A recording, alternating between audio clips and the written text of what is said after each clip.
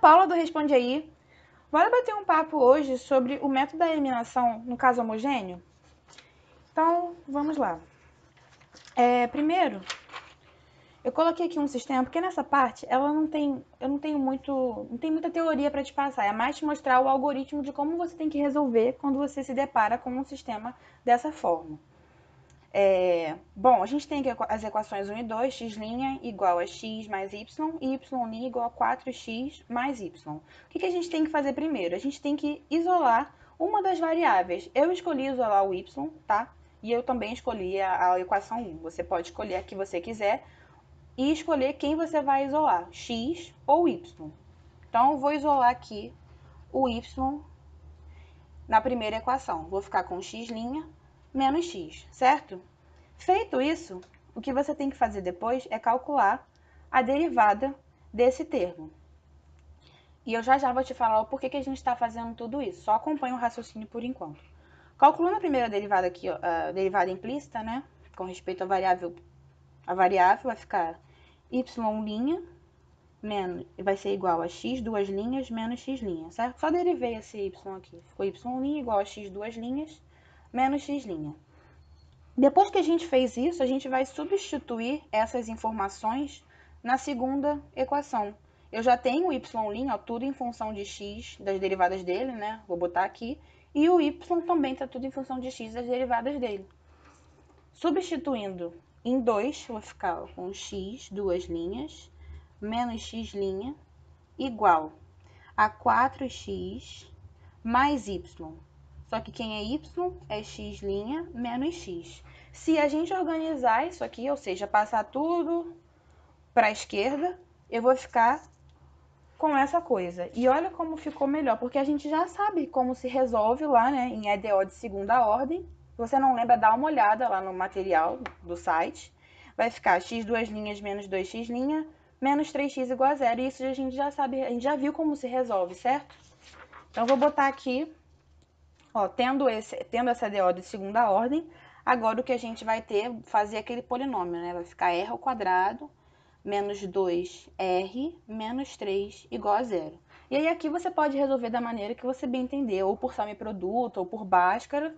Eu já fiz e achei que uma raiz era menos 1 e a outra raiz era igual a 3. Lembra lá em EDO de segunda ordem? Quando a gente viu, exatamente, tipo um exemplo como esse, a solução, quando a gente encontra duas raízes diferentes, é dessa forma, né? Uma constante vezes e elevado a menos a raiz, elevado a raiz, né? Que nesse caso é menos 1, vezes a variável, mais uma outra constante vezes e elevado a outra raiz vezes a variável.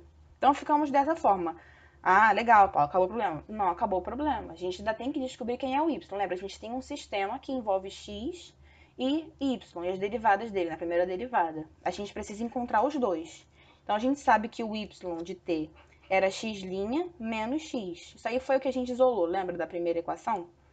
Com isso, se a gente substitui, bom, o x' é o x' dessa equação aqui, que eu vou escrever aqui do lado para ficar tudo bem explícito. Então, x' vai ser quem? Vou botar aqui x' de t. Vamos derivar isso aqui.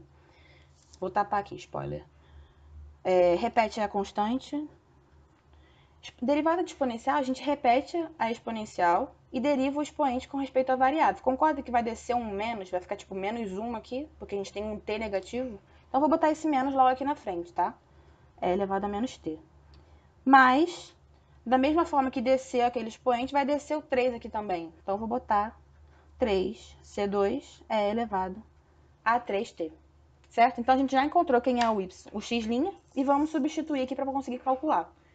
Eu vou ficar com menos c1 é elevado a menos t, mais 3c2 é elevado a 3t. Isso é o x'. Agora, menos x, sendo que x é isso. Vou mudar o sinal de todos já, tá? Menos. E menos C2 é elevado a 3t. Com isso, se a gente juntar os termos semelhantes, ó, eu tenho menos C1 é elevado a menos t e menos C1 é elevado a menos t. Então, vai ficar menos 2, né? Menos 2C1 é elevado a menos t. E 3 menos 1 dá 2. C2 é elevado a menos 3t. Bom, com isso é uma questão de gosto, eu não gosto de deixar menos na frente.